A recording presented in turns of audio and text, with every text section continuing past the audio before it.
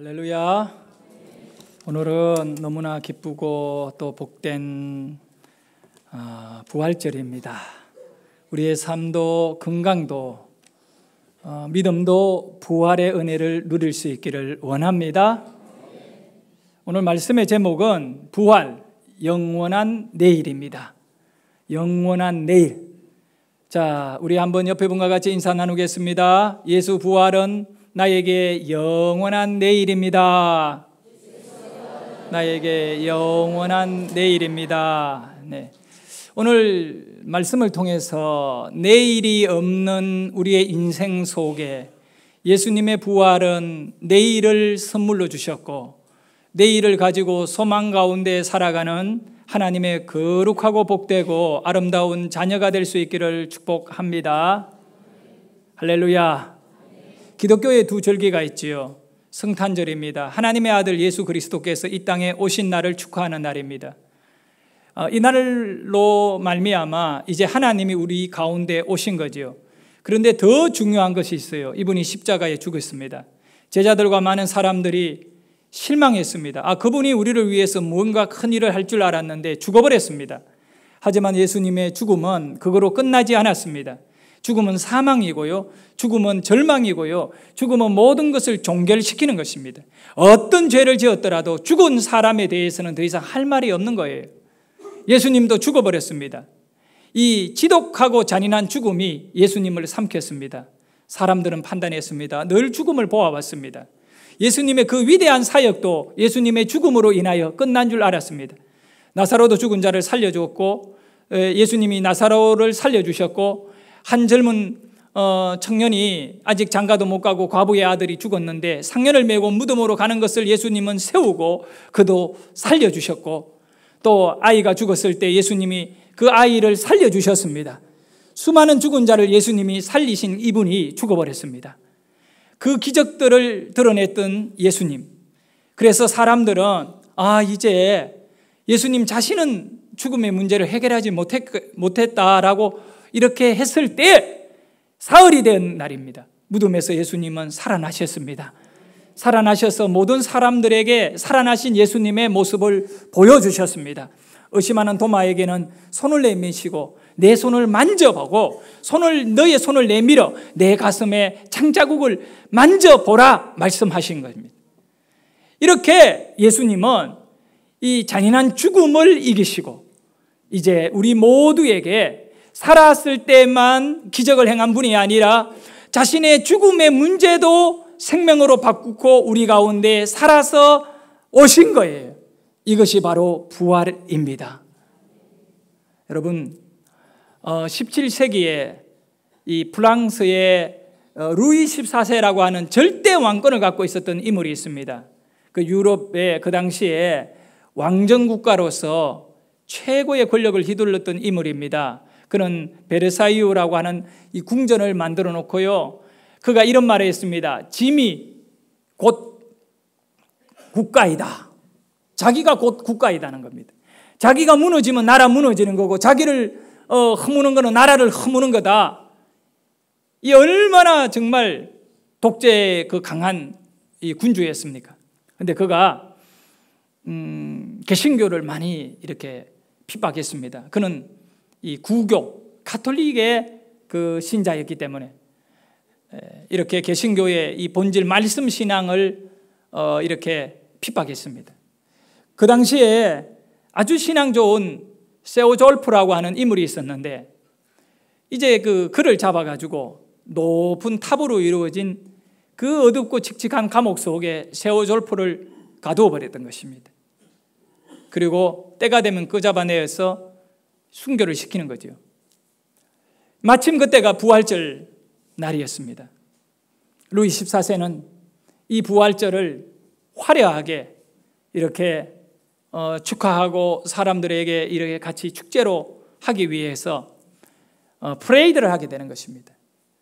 황제가 탄 이 마차와 말 화려하게 꾸미고 수많은 궁중의 악사들이 음악을 연주하면서 당시 로마 가톨릭의 사제들이 줄을 서서 황제를 따르면서 예수의 부활의 그 영광을 파리 시내 거리를 이렇게 누비게 되는 것입니다. 그날 이 감옥 속에 칙칙한 어둠 속에 갇혀있던 세오졸프도 오늘이 부활절이다. 그래서 그가 아침부터 비록 자신의 몸은 감옥에 갇혀있지만 하나님의 아들이신 예수 그리스도의 이 부활은 영광이고 우리에게 있어 소망이다. 그래서 그 감옥 속에서 기도하기 시작합니다. 그리고 낮에 그는 그 기쁨을 견디지 못하고 성령의 말할 수 없는 감동 속에 찬양을 하기 시작합니다. 가슴 깊이에서 우러나는 찬양, 할렐루야 우리 예수 부활 성천하셨다. 부활하신 우리 예수 왕의 왕이 되셨다. 저같이 이렇게 찬양은 안 했어요. 그런데 그 조용하던 감옥 안이 이 세월 졸프의 부활 찬양으로 울려 퍼지기 시작했다. 절망 가운데 결박되고 내일이 없이 언제 잡혀 나가서 죽을지 모르는 수많은 죄수들과 개신교 성도들이 두려움에 떨고 있었는데 감옥 속에 이 찬양의 소리가 감옥 안을 아주 힘있게 만들어가지고 세오졸프는 더 힘을 받아서 찬양을 하기 시작했습니다. 부활하신 예수는 왕의 왕이시다. 왕의 왕이시고 나의 왕이시다. 그런데 이 찬양이 감옥의 창살을 뚫고 나가서 이 파리 시내 이 화려한 루이 14세의 프레이드, 부활 이 프레이드 그 이 행렬까지 들리게 되는 것입니다. 마침 그때 감옥을 옆을 지나가던 루이 14세가 자기의 음악 외에 저 감옥 안에서 쩌렁쩌렁하게 감옥의 그 탑을 진동하며 들려오는 음악을 듣고 지나가는 행렬을 세운 것입니다. 세워서 귀를 기울여 보니까 감옥에서 나오는 노래. 그런데 그 말 위에 타 있던 이 세오졸포가 가슴이 찡한 거는 부활하신 우리 예수 왕의 왕이시다. 만왕의 왕이시다. 부활하신 예수 나의 왕이시다. 그런데 자기가 왕인데 그 감옥에 안에 있는 사람은 예수는 왕의 왕이고 또 자신의 왕이라고 고백하는 소리를 듣게 됩니다. 그때 가슴이 찡합니다. 내가 왕인데 우리 예수는 나의 진정한 왕이시다. 그래서 말에서 내려와서 무릎을 꿇고 하나님 앞에 겸손해지기 시작합니다. 그러고는 잠시 이후에 일어나서 감옥에 있는 곳으로 갔습니다. 그 화려한 행렬을 멈춰놓고 그 웅장한 음악을 멈춰놓고 저 감옥 안에서 은은히 들려오는 세오졸프의 찬양 소리를 따라 감옥 안으로 들어갔습니다. 세오졸프는 그 감옥 안에서 성령의 감동을 받으며 끊임없이 찬양을 하는 겁니다. 이 왕은요, 세오졸프에게 나오라고 하고 손을 잡고 사과한 것입니다. 내가 당신을 이 감옥에 가둔 것은, 당신같이 이렇게 은혜로운 사람을 감옥에 가둔 것은 나의 잘못이요. 그리고는 이 세오졸프를 데리고 같이 손을 잡고 감옥 밖으로 나와서 이제 당신은 더 이상 감옥에 있어야 될 사람이 아닙니다. 이 감옥을 떠나서 마음껏 사세요. 그러면서 자유를 선물한 거예요. 오늘 우리에게 부활은 뭐냐? 우리의 결박과 우리의 어두움을 다 이제 걷어내고 소망 가운데 저와 여러분을 새로운 영적인 은혜 가운데 길을 열어주시는 예수 그리스도. 이 세오졸프에게는 루이 14세가 다시금 이렇게 나와 세상에 살아라고 했지만 오늘 예수의 부활은 나와 여러분을 직접 예수님께서 빛의 삶으로, 은혜의 삶으로, 생명의 삶으로 우리를 초청해내는 위대한 소망이기를 주의 이름으로 축원합니다. 할렐루야. 부활은 뭐냐? 부활은 내일이 없는 인생에게 내일을 열어주는 것입니다. 우리 한번 크게 따라합시다. 부활은 내일이 없는 사람에게 내일을 열어준다. 예, 우리 인생은 이 부활의 소망으로 인하여 내일이 없는 절망과 고통과 두려움과 또 죽음의 문제, 내일이 없거든요. 죽음은 내일이 없는 것입니다. 성경은 우리에게 말씀합니다. 죄는 죽음이라고 말하는 겁니다. 하나님을 알지 못하는 것은 죄이고 죄는 죽음이란 겁니다. 세상의 윤리적인 죄도 죽음이고 하나님을 믿지 않는 영적인 것도 바로 죄인 것입니다. 죄의 특징은 죽음입니다. 영원한 지옥이고 영원한 죽음입니다. 그런데 이 부활을 믿는 자들에게는 죽음이 아니라 생명의 역사가 나타납니다. 그래서 우리는 오늘 내일이 없는 사람들이 부활의 소망을 믿고 이 부활 안에 들어와서 기쁨과 감사의 찬양을 지나고 드리고 예배를 드릴 때 우리의 믿음은 부활 안에 들어가게 되는 것입니다. 우리는 이제 내일이 있는 자로 살게 되는 거죠. 소망이 있는 자입니다. 내일을 살아가야 될 이유가 있는 것입니다. 할렐루야. 그러므로 인하여 이 내일이 없는 자에게 내일을 주는 이 부활은 참 인생의 본질인 겁니다. 내가 왜 살아야 하는지, 무엇을 바라보고 살아야 하는지를 정확하게 알게 하는 것입니다. 부활은 두 가지의 의미가 있습니다. 그 첫 번째는 구원의 완성입니다. 부활은 뭐라고요? 구원의 완성입니다. 이 놀라운 은혜, 구원의 완성이 여러분에게 이루어지기를 원합니다. 예수님이 부활하심으로 말미암아 완전히 우리를 구원하신 것이죠. 죽음으로부터도 구원하고 절망으로부터도 구원하고 생명으로부터도 구원하는 것입니다. 무릇 살아서 나를 믿는 자는 영원히 죽지 아니할 것이라고 말씀하신 대로 우리는 영원한 생명, 예수님의 부활의 첫 열매가 되시고 우리는 그를 따라서 수많은 구원의 열매로 주님 앞에 나아가게 될 줄 믿습니다. 예수 부활은 나의 부활인 것입니다. 그러므로 우리는 구원의 완성, 이 부활의 믿음을 갖고 살아야 되는 것입니다. 두 번째는 예수 부활은 뭐냐 하면 바로 능력의 역사인 것입니다. 부활은 뭐라고요? 능력의 역사이다. 왜 그러냐? 부활이 왜 능력의 역사이냐? 부활은 죽음을 이긴 하나님의 생명인 것입니다. 여러분, 죽음만큼 지독하고 죽음만큼 끈질기고 죽음만큼 잔인하고 죽음만큼 철저하게 역사하는 것이 어디에 있습니까? 대통령의 권세를 가졌더라도 또 어떤 재벌이라 할지라도 또 의술에 탁월한 명의라 할지라도 죽음의 문제를 피해갈 사람은 아무도 없는 것입니다. 저와 여러분의 죽음의 문제, 이 문제를 어떻게 해결하십니까? 예수님이 죽음에서 부활하심으로 내가 부활하시니 너희도 나를 믿는 자들 너희도 부활할 것입니다.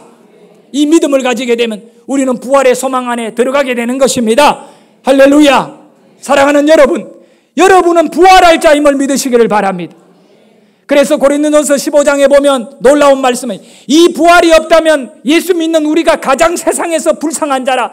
그런데 하나님의 아들 예수가 정확하게 부활했기 때문에 우리도 부활하는데 아담이 죄를 범함으로 인하여 모든 인간이 죄 아래 결박되고 어두움 안에 결박되고 지옥에 가게 되었는데 하나님의 아들이신 예수 한 사람이 부활함으로 인하여 모든 인류가 부활하게 될 것입니다. 조건이 있는 것입니다. 바로 예수의 부활을 믿는 사람들에게 부활의 능력은 역사하는 겁니다. 그래서 부활은 뭐냐 하면 능력입니다. 우리 따라하세요. 부활은 능력이다. 최고의 능력인 거예요. 어떤 능력이냐면 죽음을 이기는 능력. 뭐 조금 잘 되고 문제가 해결되는 그 정도의 능력이 아니에요. 말 안 듣는 자식이 말 잘 듣는 것으로 바뀌어지는 그런 교육 정도가 아니고 또 어느 날 정말 돈이 없어서 꼭 필요한 돈이 없었는데 그것이 어떻게 기적같이 생겨서 그 돈의 힘을 갖고 살아가는 그런 능력도 아니에요. 이것과는 비교할 수 없는 부활은, 예수 부활은 죽음의 문제를 해결한 능력인 것입니다. 바로 여러분의 죽음을 해결한 능력인 거예요. 예수의 부활의 능력이 오늘 여러분에게 넘치기를 소원합니다. 옆에 분에게 이야기합니다. 예수 부활 믿습니까? 여러분 믿어요? 믿지 않아요? 그러면 믿는 순간에 이미 과거에도 믿었지만 우리가 부활을 믿음으로 저와 여러분의 믿음이 뭐냐? 믿음은 추상적인 것이고 믿음은 그냥 그런 거 아니에요. 믿음은 실제적인 거예요. 여러분이 부활을 믿는다 하는 순간에 여러분은 어마어마한 능력자가 된 거예요. 어떤 능력이에요? 내 안에 있는, 따라합니다. 내 안에 있는 죽음을 물리쳤다. 어떤 능력이요? 부활의 능력이. 예수가 부활하셨다는 걸 딱 믿어버린 능력이 내 안에 있어야 되는 거예요. 아, 예수가 부활하신 것은 나의 부활의 약속이고 나의 부활의 능력이고, 할렐루야. 그래, 옆에 분에게 이야기합니다. 내가 죽어도 나는 부활합니다. 그래, 한마디 더 해서 가족들이 옆에 앉아 있잖아요. 내가 죽는 거 너무 슬퍼하지 말아요. 당신이나 내나 죽고 부활할 거니까 한마디씩 살아있을 때 얘기합니다. 여러분, 죽는 거 너무 힘들어하지 마셔. 그냥 부활시켜 준다니까. 그런다고 일부러 죽지는 말고 영원한 생명으로 부활합니다. 할렐루야. 예수 부활하셨네. 우리도 부활하네. 이건 능력의 문제예요. 예수가 없는 수많은 종교들은 그들이 능력을 말하는데 이런 능력이 없어요. 이런 은혜가 없어요. 자, 우리에게는 있어서 이 능력, 이거는 엄청난 사실이죠. 오늘 본문 요한복음 8장의 이 말씀에 보면 한 여인이요, 대낮에 간음을 하다가 현장에서 잡혀가지고 넓은 광장의 뜰로 끌려 나온 것입니다. 그곳에 예수님이 계셨는데 바리새인과 서기관들이 또 많은 군중들이 의도적으로 예수님에게 이 여자를 끌고 온 거예요. 그리고는 그들이 예수님에게 말합니다. 모세 율법에 의하면 간음하다 현장에 잡힌 자는 돌로 쳐서 죽이라고 하는데 선생님은 이 여자를 어떻게 해야 하는지를 말해주세요. 성경은 뭐라고 말하느냐 하면 그들이 예수님을 시험하여 고발할 수 있는 그런 어떤 빌미를 찾으려고 그렇게 하였느니라. 예수님은 그들의 의도를 다 알고 있어요. 당시에 바리새인과 서기관들, 교회의 그 유대교 안의 지도자들은 어떻게 하든 예수를 죽여야 되겠다는 거예요. 예수가 자꾸 하나님의 아들이라 말하고 너희 죄를 위하여 내가 죽을 것이고 너희들을 구원할 것이다고 말하는데 이게 유대인들에게는 이해가 안 됐거든요. 근데 그 예수를 잡아 죽이려고 하니까 그 뭔가를, 죄를 찾아야 되는데 그 죄를 찾기 위하여 이 여자를 끌고 나온 겁니다. 사실은 이 여자는 죄인이거든요. 그런데 예수님 앞에 이 죄인을 끌고 나온 이유는 예수님도 이 죄인과 같이 엮어가지고 이제 차후에 죽이고 싶다는 거예요.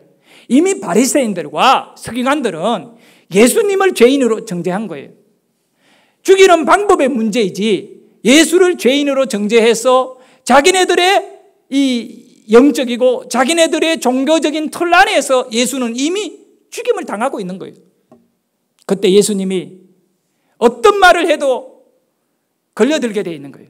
이들의 함정에 빠지게 되어 있다고요.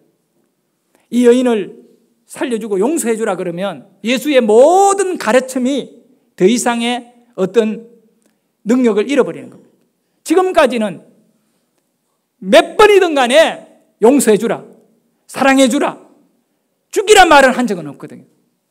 그러면 예수님도 율법대로 죽여라 그러면 똑같은 사람이 되고 만. 그리고 반대로 죽이지 마라 그러면 율법을 어긴 자가 됩니다. 이 고발을 해가 종교재판에서 이를 죽이게 됩니다. 예수님이 6절에 보면 땅에 앉아서 바닥에 글을 썼다. 8절에 보면 또 한 절에 8절에도 보면 땅에서 손으로 글을 썼다. 2번이나 글을 썼다. 사실요, 우리가 대화 도중에 글 쓰는 거는 난처할 때 하는 짓입니다. 우리 예수님이 할 말이 없으니까, 너무너무 답답하니까 할 말이 없으니 땅에다가 글을 쓰면서 얼굴이나 그리고 있었는가? 그게 전혀 아닙니다. 저는 성경을 읽으면서 이해되지 않는 몇 군데가 있는데, 가장 궁금한 몇 군데가 있는데 그 중에 하나가 요한복음 8장 6절이에요. 필요 없는 의문이죠. 뭘 썼을까? 뭘 썼는데 뭘 썼을까? 근데 여러분, 기도하면 가르쳐줘야 안 가르쳐줘요? 그거 가르쳐준다 그러면 그거는 신비주의입니다. 그걸 알려고 기도할 필요도 없습니다. 근데 또 8절에 또 예수님은 바닥에서 앉아서 또 글도 썼다. 야, 이 두 번이나 반복하고 있다는 것은 오늘 이 사건의 핵심이 여기에 달려 있는 것입니다. 그래서 제가 말씀을 준비하면서 전혀 사실과 안 맞는 내용이지만 설교자로서 나름대로 이 문제에 대하여 접근을 하고 제가 예수님이 그때 쓴 글의 내용을 추론을 해보는 것입니다. 그것을 썼다 이 얘기는 아닙니다. 아마 이런 종류의 글을 썼을 수도 있다라고 하는 것. 이건 진리는 아니지만 그걸 썼다. 뭘 썼는가 한번 봅시다. 예수님이 쓴 내용이 이걸 씁니다. 투모로우. 여러분 영화 중에 투모로우는 인류 종말의 영화입니다. 그런데 내일이라는 말을 쓰지 않겠나. 내일 따라합니다. 내일. 과연 내일은 여러분 뭐 할 것 같습니까? 내일은 어떤 날일 것 같습니까? 내일은 좋은 일 있지 않겠습니까? 예, 내일 여러분에게 엄청난 일이 일어나기를 원합니다. 좋은 엄청난 일. 예, 내일 모든 것에 은혜가 드러나기를 원합니다. 예. 만약에 이 자리에 앉아있는 우리 성도님들 가운데 오늘만 있고 내일이 없다면 너무 슬플 거예요. 그렇지 않겠습니까? 오늘 이 자리에 앉은 여러분을 오늘 보고 더 이상 못 본다면 나는 눈물 흘리며 슬퍼할 겁니다. 어떤 한 사람이라도. 그런데 나의 믿음은 확실합니다. 여러분 가운데 내일 죽을 자는 없다고 믿습니다. 그렇지요? 여러분 만약에 이 목사가 내일 죽는다면 오늘 여러분 예배가 되겠습니까? 아, 저 목사 이제 얼굴 못 보겠네. 내일이 있으니까 우리는 평안이 있고 위로가 있고 은혜가 있습니다. 그런데 예수님 앞에 있는 이 여인은 내일이 있나요 없나요? 간음하다가 현장에서 잡혀와 끌려와서 이리 맞고 저리 맞고 벌써 멍이던 이 여인, 머리는 완전히 노숙자보다 더 헝클어졌고 옷은 다 찢어져 버린 이 여인에게 내일이 있습니까? 여러분 한번 말씀해 보여요. 이 여인에게 이제 내일이 있습니까? 내일 살아있어요? 없지요. 율법에 의하면 오늘 어떻게 되나요? 죽습니다. 바로 이 문제인 거예요. 내일이 없는 여인이에요. 여러분에게도 마찬가지일 겁니다. 너무 삶이 힘들고 내일이 없는 답답함을 갖고 이 자리에 앉아있는 분이 있다면 오늘 이 말씀이 이 여인의 내일을 선물로 주었던 예수님께서 여러분에게 내일을 선물할 수 있기를 원합니다. 아니 이미 우리는 내일을 무엇으로 내일을 선물 받았나? 예수 부활로.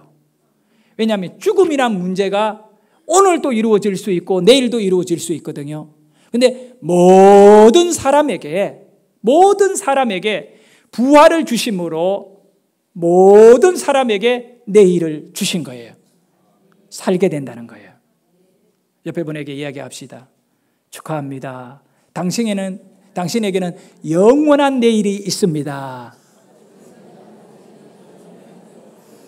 왜 성경은 우리에게 항상 기뻐하고 살고 범사에 감사하며 살아라고 했습니까? 정말 기뻐하지 않을 사람들, 감사할 이유가 없는 사람들은 오늘만 살아가는 사람들이, 우리는 넉넉한 내일이 있고 영원한 내일이 있고 생명이 있습니다. 그래서 오늘 당하는 문제, 아픔, 상처, 불평, 또 원수들의 그 역사들을 갖고 거기에 결박되지 않기를 주의 이름으로 축원합니다. 나에게는 내일이 있다는 것입니다. 네가 아무리 나를 짓밟아도 나에게는 영원한 내일이 있다. 너에게 없는 내일이 있다. 마귀야, 사탄아, 귀신아, 네가 가지지 못한 내일을 내가 갖고 있다. 할렐루야. 예수가 부활하시고 나를 부활하셨으니 나는 내일의 소망을 갖고 사는 사람이다. 우리 모두는 이 능력, 바로 죽음을 이긴 생명의 내일을 가진 자들로 기뻐하시기를 바라고 감사하시기를 바라고 예수 부활이 나의 인생을 완전히 덮어버리기를 주의 이름으로 축원합니다. 제가 성경 가운데 가장 정말 마음에 크게 은혜 받는 말씀이 있어요. 누구보다 나도 죄인입니다. 여러분도 마찬가지입니다. 죄에 대하여 완전한 자 없잖아요. 그래서 시편 32편 1절에 보면 놀라운 말씀을 우리에게 선포하고 있습니다. 죄의 가리움을 받은 자에게는 복이 있다는 것입니다. 허물의 사함을 받고 자신의 죄가 가려진 자는 복이 있도다. 여러분, 죄는 덜어내는 거 아니에요. 죄는 닦아내는 것도 아니에요. 죄는 어떻게 하는 거냐면 가리워지는 것입니다. 가리워지는 것입니다. 내 죄가 그대로 남아있어요. 상처도 남아있어요. 아픔도 남아있어요. 후회도 남아있어요. 하지만 죄는 예수 십자가로 보혈의 피로 가리워버리는 것입니다. 죄를 가리워버리면 더 이상 우리의 죄는 힘을 잃어버리는 것입니다. 우리의 죽음은 물러가게 되는 것입니다. 할렐루야. 그러나 죄를 가릴 것은 방패가 아닙니다. 갑옷도 아닙니다. 방탄복도 아닙니다. 철판도 아닙니다. 죄를 가리우는 것은 유일하게 예수밖에 없습니다. 예수 부활로 여러분의 죄를 가리고, 내가 비록 죄인이고 내가 비록 부족하다 할지라도 하나님의 은혜 안에 나는 부활할 수 있는 부활의 생명이다. 할렐루야. 여러분, 이 여인이 내일이 없는 여인입니다. 얼마나 처량한 여인이겠습니까? 사람들의 말이 귀에 안 들어올 겁니다. 그 광장에서요.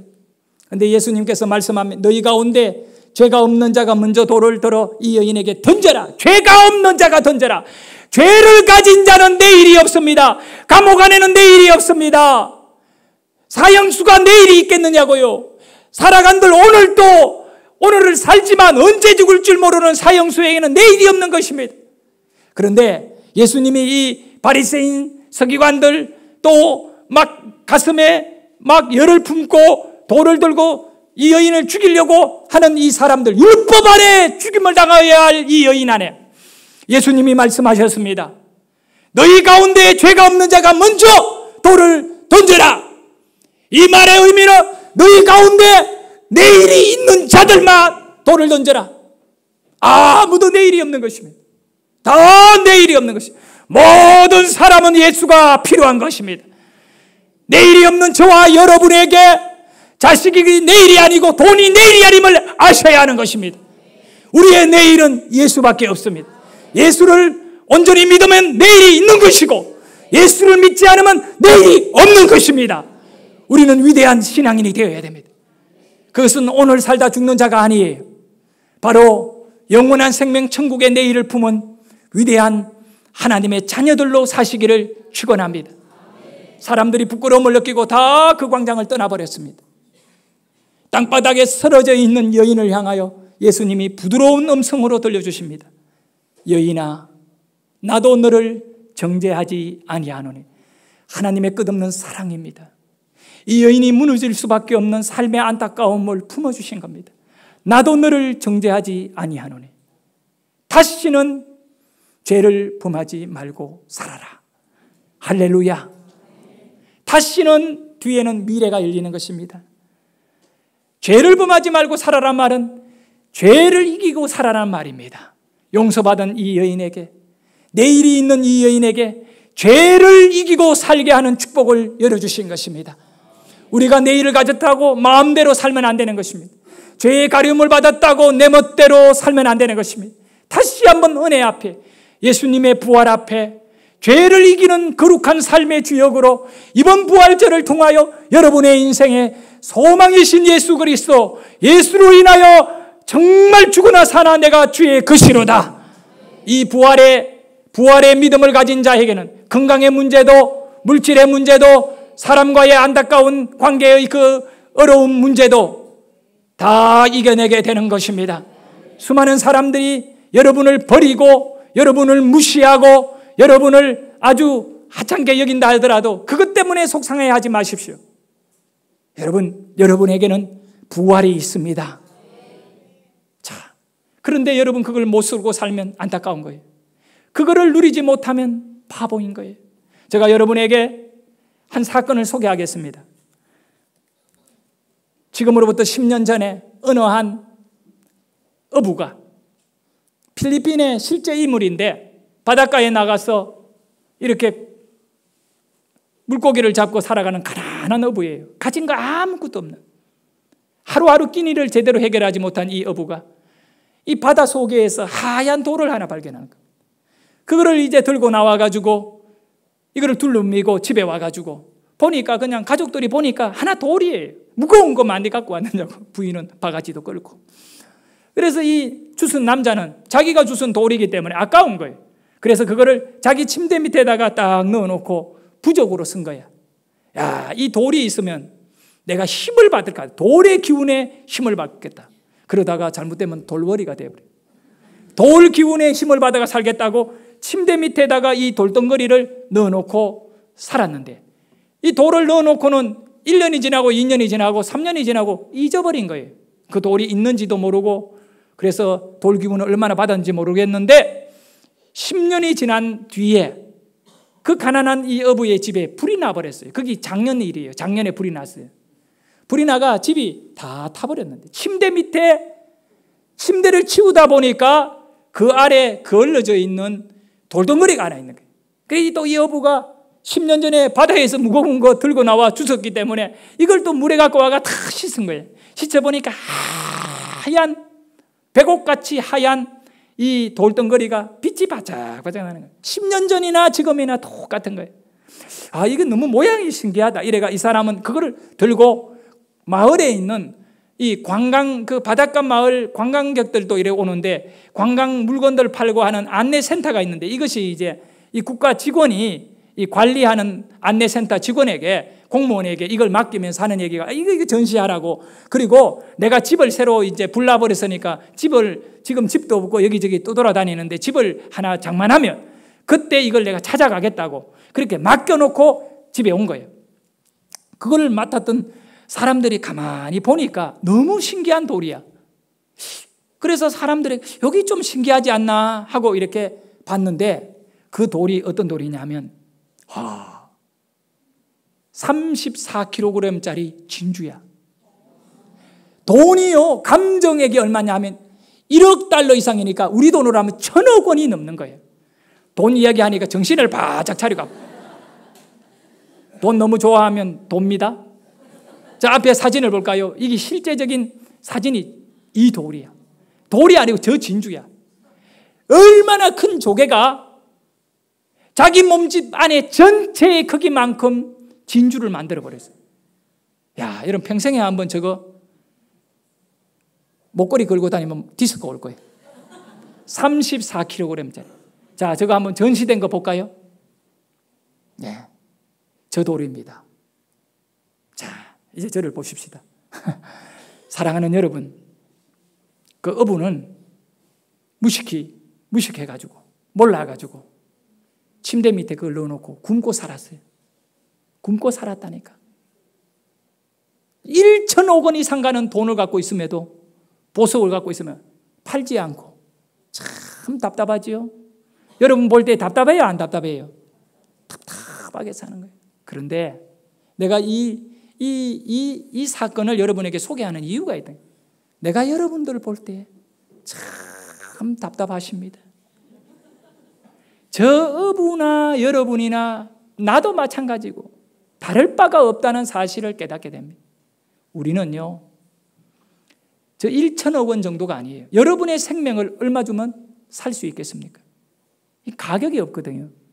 그런데 여러분에게는 보석이 있는, 보화가 있는 거예요. 그것이 바로 부활이야.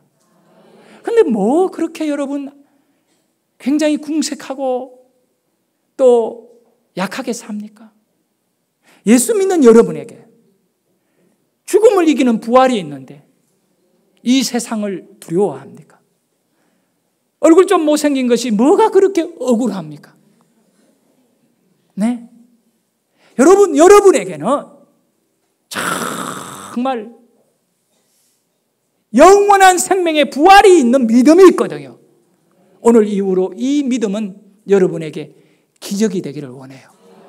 그 기적을 사용할 수 있기를 원해요.